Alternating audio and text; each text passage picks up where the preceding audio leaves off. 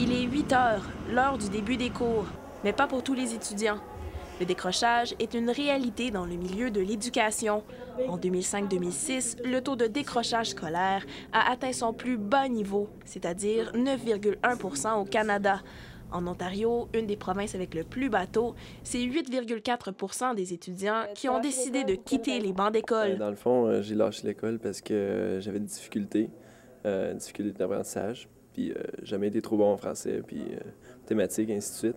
Puis c'est ça, j'ai fait mon possible, j'ai fait ce que j'avais à faire, puis je me suis trouvé un petit métier, puis ça me plaît. Dans le fond, j'ai arrêté à cause que j'avais aucune idée de ce que je voulais faire. Puis je regarde tous mes amis qui ont continué au cégep, il y a la moitié qui ont lâché, parce que c'était pas ce qu'ils voulaient faire, puis là, ils sont en train de travailler pour décider. Dans le fond, ils ont perdu leur temps, puis moi, j'ai travaillé à la place, puis j'essaie de trouver ce que je veux faire en ce moment. Les jeunes tendent à décrocher parce qu'ils ne savent pas dans quel domaine ils veulent aller, dit Sophie Bonneau, une conseillère à la Cité collégiale d'Ottawa. Pourtant, l'orientation est un moyen favorisé dans les écoles pour guider les étudiants dans leur avenir. Ce n'est quand même que 66 % des garçons qui ont obtenu leur DES, diplôme d'études secondaires, en 2007 et 2008. Alors, c'est difficile de se garder motivé si on ne sait pas exactement à la fin ce que ça va nous donner. Mais si on a un but, puis l'orientation, c'est ça que ça nous amène à faire un but précis au niveau de notre carrière. Donc, ça nous permet de continuer, ça nous permet de garder toujours en tête ce qu'on veut atteindre. Les décrocheurs se lancent sur le marché du travail lorsqu'ils délaissent leurs études. L'attrait de l'argent est important pour ces jeunes qui quittent très souvent le foyer familial. Par contre, le taux de chômage chez les 20 à 24 ans non diplômés est plus haut que celui de ceux qui ont continué leurs études.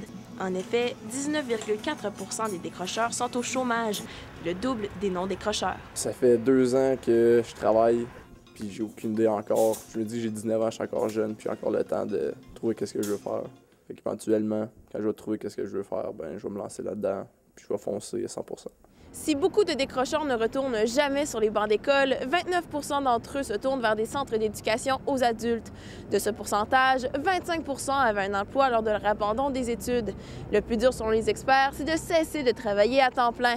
Mais l'attraction d'une carrière plus payante est une bonne motivation pour retourner à l'école. S'ils commencent à travailler après leur secondaire, ils vont voir qu'il y a du monde qui, après leur cégep ou après leur université, vont faire beaucoup plus d'argent qu'eux autres. Ça va peut-être les encourager à aller aux études. Comme moi, je vais y retourner comme ça, je vais pouvoir éventuellement avoir un métier puis être bien placé pour faire ma vie, là.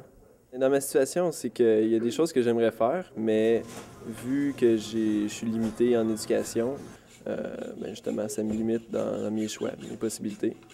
Puis, mais ça reste quand même que je peux décider pour moi-même ce que je veux faire dans la vie. Puis, ça reste entre mes mains. Mathieu et François lancent un appel aux jeunes. Finis au moins ton secondaire.